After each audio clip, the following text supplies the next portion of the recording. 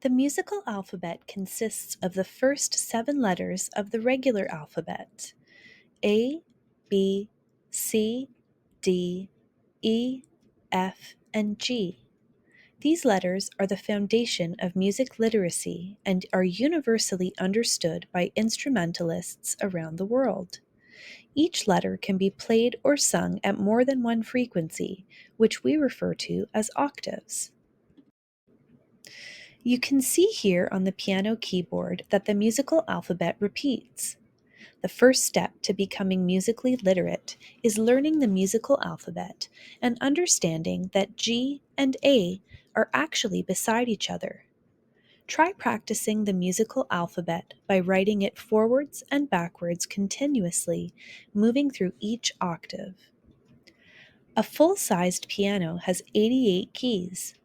In the middle of the keyboard, you will find a note we call middle C. As you move to the right of middle C, pitches get higher. As you move to the left of middle C, pitches get lower. This concept is important to understand so that you can use the piano keyboard to understand music theory and notation. The piano keyboard has black keys and white keys. You will notice that the black keys are in groups of 2 and 3. This pattern makes it easy to quickly identify notes. For example, every C is the white key that is positioned to the left of a group of 2. Being able to locate notes on the keyboard and visualize the distance between 2 or more notes will be useful as we progress to more difficult concepts. If you are just getting familiar with the piano keyboard, it would be good to practice identifying different notes in different spots on the keyboard. For example, try to find all of the C's on your keyboard. So how do you read music? In music notation, a clef is a symbol used to define specific pitches on the lines or spaces of the staff. The treble clef is used for higher pitches, while the bass clef represents lower pitches. In piano, the treble clef is most often played by the right hand and the bass clef by the left hand. Each instrument uses a specific clef, and some even use other clefs, like the alto clef. For the purposes of these lessons, you will only need to remember treble clef and bass clef. The clef is placed on a staff which consists of 5 lines and 4 spaces. Notes can be placed on the lines or spaces of the staff. In the treble clef, the line notes read E, G, B, D, and F, from the bottom line to the top line. One of the easiest ways to start memorizing your notes is to learn this phrase: every good boy deserves fudge. The first letter of each word represents the line notes for the treble clef. In the treble clef, the space notes read F, A, C, and E from the bottom space to the top space. You will notice that these letters spell the word face. You can use this trick to memorize the treble clef space notes. Here is an image of all the line and space notes in the treble clef. You will notice the musical alphabet goes in order as we climb the staff. The pitches also get higher as we move up the staff. I like to picture the staff as a ladder to remember this concept. In the bass clef, the line notes read G, B, D, F, and A from the bottom line to the top line. One of the easiest ways to start memorizing your notes is to learn this phrase: good boys deserve fudge always. The first letter of each word represents the line notes for the bass clef. In the bass clef, the space notes read A, C, E, and G from the bottom space to the top space.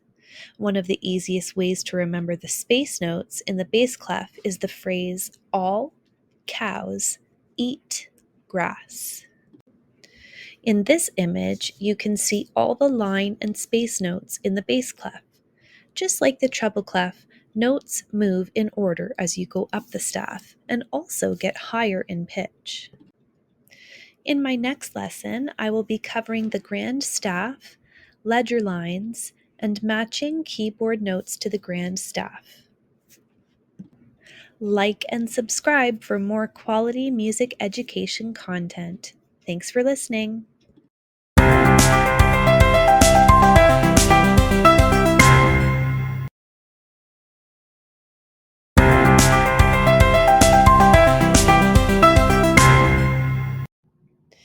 In Lesson 1, we learned about the musical alphabet and how to read notes on the treble clef and bass clef.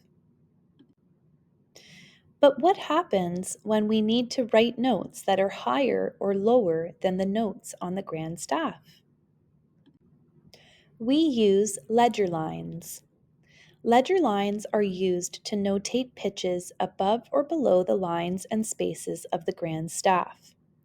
These lines and spaces are slightly longer than the note head and are drawn parallel to the staff, above or below, spaced at the same distance as the lines within the staff. Ledger lines extend the range of the regular musical staff. The easiest way to identify a note on a ledger line is to find the nearest note on the staff for reference. If you are trying to identify a note on a ledger line above the staff, you have to remember that the musical alphabet goes in its regular order as we move up the staff. If you are trying to identify a note on a ledger line below the staff, you have to remember that the musical alphabet goes in reverse order as we move down the staff. The grand staff is used mostly for choral and piano music. It is simply the treble clef and bass clef combined, which accommodates a larger range of notes. For piano, the left hand usually plays notes in the bass clef, and the right hand plays notes in the treble clef. When drawing the grand staff, a bracket is used to indicate that the treble clef and bass clef are joined together, creating the grand staff. This image features the grand staff with the notes of the treble clef and bass clef. You will notice that there is one note on a ledger line in between the two clefs. This note is referred to as middle C and is the first ledger line above the bass clef or the first ledger line below the treble clef. Where is middle C on the piano? On the piano keyboard, you can find this special note in the middle of the keyboard, just like its name suggests. Middle C is an important reference point on the piano and the grand staff. Once you are able to locate middle C on your piano keyboard, you are ready to start reading music and playing the piano. In Lesson 1, we learned about the location of higher pitches and lower pitches on the piano keyboard.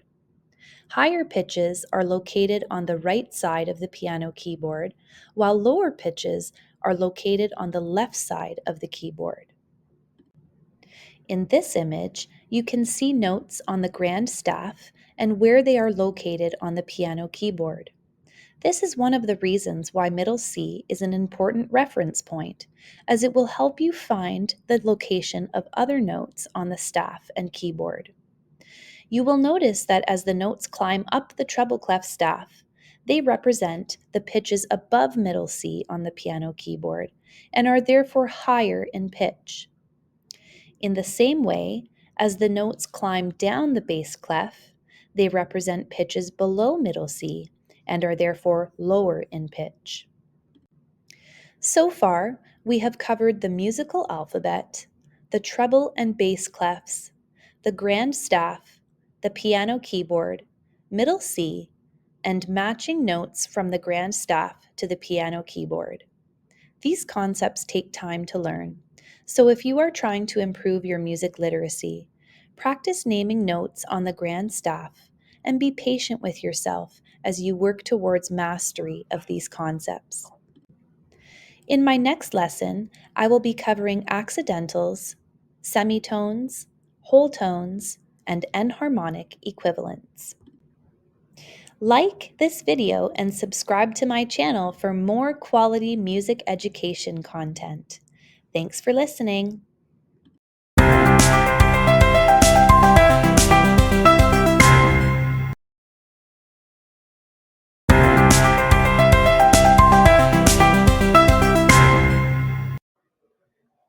Have you ever wondered why the piano has both white and black keys? Or why the same note can have two different names? Today, we're diving into accidentals, semitones, whole tones, and enharmonic equivalents, essential concepts that will help you understand how notes interact on the keyboard and in music theory. Let's get started. Before we introduce black keys, let's quickly review what we've learned about the white keys. On a piano, the white keys are named using the musical alphabet: A, B, C, D, E, F, and G. Once we reach G, the pattern repeats back to A. One useful way to find notes quickly is by using the black key groups as landmarks. The black keys are arranged in alternating groups of 2 and 3. The note C is always just to the left of a group of 2 black keys. The note F is always just to the left of a group of 3 black keys. This pattern repeats across the entire keyboard, making it easier to find any note. Now that we know the white key names, let's talk about the black keys. These keys don't have their own unique letter names. Instead, they are named in relation to the white keys next to them. This is where accidentals come into play. Accidentals are symbols that modify a note by raising or lowering its pitch. There are 3 main types of accidentals. The first one pictured here is a flat. A flat lowers a note by 1 semitone or 1 key to the left. Next, we have the natural sign, which cancels a sharp or flat and returns the note to its original form. And finally, we have a sharp. This accidental raises a note by 1 semitone or 1 key to the right on the piano. In Lesson 1, we learned about the location of higher pitches and lower pitches on the piano keyboard. Higher pitches are located on the right side of the piano keyboard, while lower pitches are located on the left side of the keyboard. This is important to remember when thinking about sharps and flats, since they are either raising or lowering the pitch of a given note. Let's look a little bit closer at sharps. Sharps raise a note by 1 semitone or 1 key to the right on the piano. You will notice that the accidental is placed directly in front of the note on the staff, but is written as A sharp, with the sharp coming after the letter name. If we start on A and raise it by 1 semitone, we land on the black key immediately to the right. This is called A sharp. If we start on C and raise it by 1 semitone, we land on the black key immediately to the right. This is called C sharp. If we start on E and raise it by 1 semitone, we land on the white key immediately to the right. This is called E sharp. We also know this key as F. This is called an enharmonic equivalent, and we will talk more about this later on in the video. Next, we'll look at some examples of flats. Flats lower a note by 1 semitone. Again, you will notice that the flat is written in front of the note on the staff, but when we write it down underneath, we are writing the letter name and then the accidental, so A flat, just like we say it. If we start on A and lower it by 1 semitone, we land on the black key immediately to the left. This is called A flat. If we start on E and lower it by 1 semitone, we land on the black key immediately to the left. This is called E flat. If we start on C and lower it by 1 semitone, we land on the white key immediately to the left. This is called C flat. We also know this key as B. There are 2 spots on the keyboard where white keys lie beside each other instead of having the pattern of white and black. And those two spots are between E and F, as well as B and C. It's important to note that these keys are a semitone apart, even though there's no black key in between them.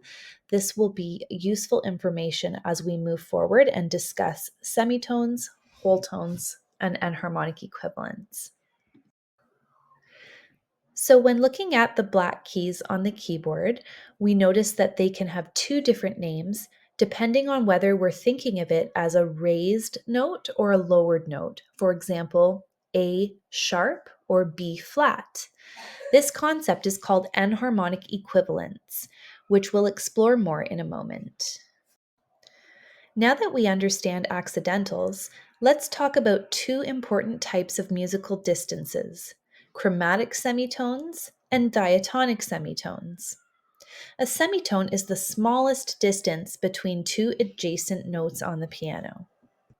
A chromatic semitone occurs when we move from one note to its sharp or flat version, staying within the same letter name. For example, C to C sharp or E to E sharp. In both cases, the note name stays the same, but the pitch changes. Chromatic semitones will share the same letter name, and both notes will be on the same line or space on the staff. Let's work through some practice questions together. Write a chromatic semitone above the given notes. So for this example, we have C as a given note and then E flat as the other given note. And we're looking to write chromatic semitones above these notes. So the first thing you want to do is write another note on the same line or space right beside your given note. When you're asked about a chromatic semitone, you have to remember that it's always on the same line or space and is sharing that same letter name. The next step is to look at the picture of the keyboard and locate your given note so that you can visualize the note that's going to be a semitone away from your given note. So you'll see on the piano here that there's a yellow star, which is going to be used for each given note. And then a purple star is showing the note that we're writing down after that given note. So in this case, we're looking to write a note that is a chromatic semitone above what's given. And so that means we're raising the note, and we're going to use a sharp to do that. So here we have C to C sharp. This is a chromatic semitone. Next, we have the note E flat as our given note, which is represented by the yellow star on the keyboard picture. And so we're looking to raise this note by a chromatic semitone. And in order to raise a note from being flat, we actually are using a natural sign because we're bringing it back to its natural state. We're raising it from being flat. And in order to do that, a natural sign is used. So in this case, our given note is E flat, and we're raising that with a natural to become E natural. When you check out the keyboard picture, you notice those notes are directly beside each other, which means that they are in fact a semitone apart. They become a chromatic semitone because they share the same letter name. Next, we're going to explore writing chromatic semitones below given notes. So we have A to begin with and D sharp. So first we're looking at A, which is our given note, and we're looking to lower that by a chromatic semitone. So we know right away that it's going to share the same letter name. It's going to be on the same line or space as that first note.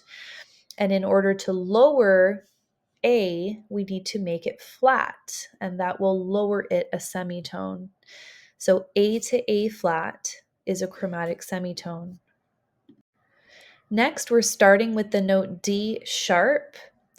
So when I locate that on my keyboard, I've put a yellow star on D sharp, and we're looking to lower this note to write a chromatic semitone below that given note.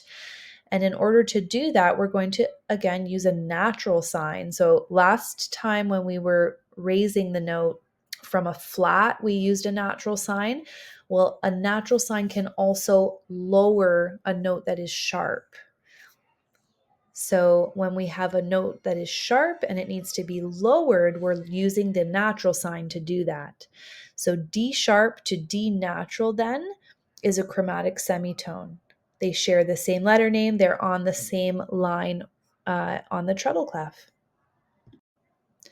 The next concept we're going to explore is called a diatonic semitone. A diatonic semitone occurs when we move to a different letter name while still only moving one key. So these are still semitones, but they are different in the way that they are written and represented on the staff. For example, C to D flat is a semitone. And then as well, we can use E to F as an example as a semitone. These are still semitone movements, but now we've changed the note name. Diatonic semitones are important in scales and harmony because they follow the traditional letter naming system in Western music. So diatonic semitones are still two notes that are directly beside each other on the keyboard. They have different letter names, and the notes are going to be on a different line or space on the staff. Let's explore some examples of diatonic semitones. For this example, we are going to be writing a diatonic semitone above the given notes. So in this case, we're looking at G sharp and E as our given notes. So the first example, G sharp, is our given note. And so what we already know is that the next note that we write is going to be a different letter name. It's going to be a different letter name, but it is going to be a neighboring letter name. So when you are working with semitones, you would never be skipping from, for example, G to B. It's always going to either be G to A or G to F. It's always going to be a neighboring letter name if you're working with semitones. So in this case, because we are writing the semitone above G, we're looking for the letter name that comes after G in the musical alphabet. And we know that after G, we restart the alphabet. So it is A. That should be the next note. So what we're going to do is we're going to write A, the letter A, and then we're going to write it on the staff, which is on the next line or space above our given note. The next step is that we're going to look at the picture of our keyboard. We're going to mark our given note, which is G sharp, and then we're going to check what note is a semitone above that, because it could be A sharp, it could be A flat, it could be A natural, and we want to make sure that we know which of those A's actually is a semitone from our given note. So in this case, it is just A natural. G sharp to A natural is a diatonic semitone. Our next example is the note E, and again, we're looking to write a diatonic semitone above that note. So the first thing we're going to think about is what is the neighboring letter name above E? And so if we go ahead in the musical alphabet, what comes after E? We have F. So we're going to write the letter F down, and then we're going to put the note on the staff on F, which is one line above the given note. Then we go to our keyboard picture and we're going to locate that first given note, which is E. And then we're going to look at what key is directly beside that E or directly above it. And in this case, it is F natural. Again, these examples that include the two white keys beside each other can sometimes be confusing because we're looking for that pattern of black-white key. But even though they are both white keys, they are still only a semitone apart. They are directly beside each other. So in this case, E to F is our diatonic semitone. Next, we're going to look at writing diatonic semitones below the notes that are given. So we are starting here with a D and a B flat. So our first note is D. and we're looking to write a diatonic semitone below that. So we are thinking about the letter that comes before D in our musical alphabet. So in this case, that letter is C.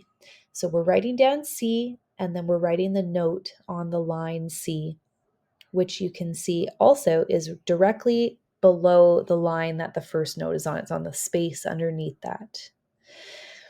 Then when we locate our note on the keyboard, we can look to see what C is actually a semitone away, because we know the letter is C, but if we had just left it at C, that's actually bigger than a semitone. So we need to raise that C to C sharp to be only a semitone away from the given note. So D to C sharp is a diatonic semitone. Our next example begins with the note B flat. So again, we are thinking about the letter name that comes before B in the musical alphabet. In this case, it is A. So we're writing down A. We're putting an A on the staff, and then we're checking our keyboard picture to see if those two notes are a semitone apart. So B flat to A, we have no other keys in between. And so it's perfect. It's a diatonic semitone. The next concept we're going to cover is whole tones. So, semitones are the smallest step in Western music, and a whole tone is made up of two semitones. So, for example, G to A is a whole tone because it moves two semitones. So, it starts on G, goes up to G sharp, and then to A. So, that distance of two semitones makes that whole tone. Another example would be C sharp to D sharp. Again, the note D would be in between those two notes, making it a whole tone. Let's look at a few examples of whole tones. If we start on F and raise it by a whole tone, we skip one black key and land on the white key next to it. This is called G. If we start on C and lower it by a whole tone, we skip one key to the left and land on the black key next to it. This is called B flat. If we start on E and raise it by a whole tone, we skip one key to the right and land on the black key next to it. This is called F sharp. Let's work through some practice examples of whole tones. So here we have two starting notes, a B and an F. Our first given note is a B. So the process for whole tones is kind of similar to the diatonic semitone. We're thinking about the neighboring letter name that's above or below our starting note. So in this case, we're looking at the note that's above. So we're thinking about what letter comes after B in the musical alphabet. And so in this case, it is C. So we write down the letter C. We're putting a note on the C space. Now, we want to check if that is in fact a whole tone, because if I did not write the sharps in, B to C natural is actually only a semitone if you look at your keyboard picture. And so we do need to make sure that there's that space, that distance from the two notes to make them a whole tone. We need to have a key that's in between the two notes. And so therefore, I'm going to raise my C to a C sharp, which will then make this interval a whole tone. So B to C sharp is a whole tone. Next, we're starting with the note F. And so again, I'm looking at writing a note above my given note. So I'm looking at the letter name that's coming after F in the alphabet, which is G. So I write down G and I put a note on the G line. And then I check on my keyboard picture, are these notes in fact a whole tone apart? Is there a key in between? And the answer is yes. I have one black key in between F and G. It could be referred to as F sharp or G flat, but there is that key in between, making F to G a perfect whole tone. Next, we're going to be writing whole tones below the notes that were given, and we're starting with an A and an F. So here we are starting with A, and we're looking at writing a whole tone below that note. So I'm thinking about the note that comes before A in the musical alphabet.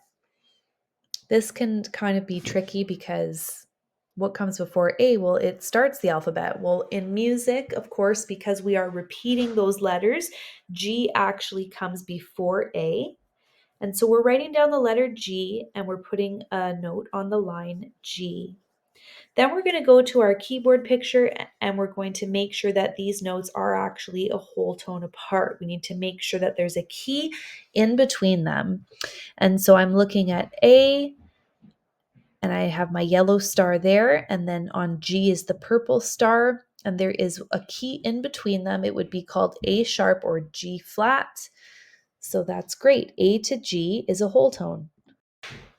Next, we're starting with the note F, and we're looking for that whole tone below F. So we're going to write the letter name that comes before F in the alphabet, which is E. So I write down E and I put an E on the staff. And then I'm going to go look at my keyboard picture. So I have an F that I'm starting with. If I left E as a regular E, as an E natural, it would actually only be a semitone. This is one of those places on the keyboard where I have two white keys beside each other. So I need to create more distance here. I need to make them further apart. And I can do that by making E flat, so that there is in fact a key in between the two of them. So F to E flat is going to be our whole tone distance. In some of the examples we just discussed, we noticed that one note can actually have two names. So for example, C sharp and D flat are actually the same key. This is called enharmonic equivalence, when two notes have different names but sound identical. Some enharmonic equivalents include C sharp or D flat, F sharp or G flat, and A sharp or B flat. Why does this matter? Well, depending on the key or musical context, composers may choose one name over another. For example, in a key that includes D flat major, we would write the black key as D flat instead of C sharp to match the structure of the scale. And harmonic equivalents are also used in modulation, which is changing from one key to the next, and certain tuning systems. Let's quickly review what we learned today. Number 1, the white keys on the piano follow the pattern A, B, C, D, E, F, and G, repeating across the keyboard. Number 2, the black keys don't have their own unique names. Instead, they are named using sharps and flats. Number 3, accidentals modify notes by raising, lowering, or canceling a previous alteration. These are known as sharps, flats, and naturals. A semitone is the smallest step in Western music, while a whole tone consists of two semitones. Number 5, chromatic semitones occur within the same letter name, while diatonic semitones occur between different letter names. Number 6, enharmonic equivalents are notes that sound the same but have different names, such as C sharp and D flat. Understanding these concepts will help you read music more fluently and prepare you for learning scales and chords in the upcoming lessons. Thank you so much for watching. If you found this lesson helpful, don't forget to like, subscribe, and turn on notifications so you don't miss the next video in this series. Now, I would love to hear from you. What's the most surprising thing you learned today? Let me know in the comments. And if you have any questions, drop them below and I'll be happy to help. See you next time.